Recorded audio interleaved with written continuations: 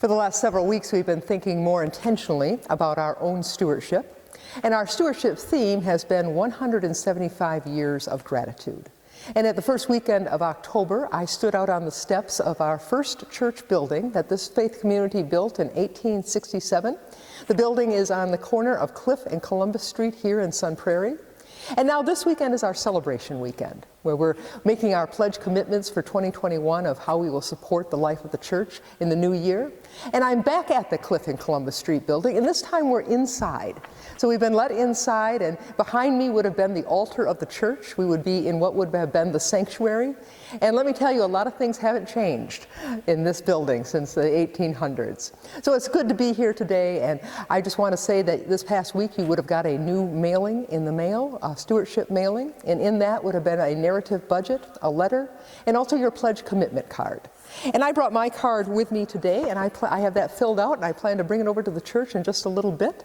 And I would ask that you would prayerfully consider what your pledge, your commitment, your investment will be in the life of our church in 2021. And make sure that you get your card back in.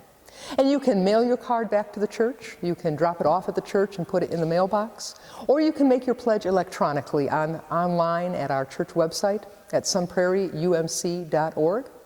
And it's also always a good time to think about becoming an EFT giver, an electronic giver, where your pledge will automatically be taken out of your bank account as often as you would like that to happen.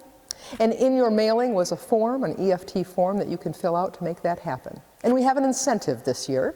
If you become a new EFT giver, or if you're already an EFT giver and you increase your pledge by $100 or more, we will purchase you a quality thermal mug, a Yeti mug with the name of the church and your name on if you want. So please consider becoming an electronic giver. Well, over these weeks when we have been thinking about our stewardship, we've been hearing from people within the life of our church and the gratitude that they share for the Sun Prairie United Methodist Church. And this week we have the former pastors of SPUMC sharing their gratitude.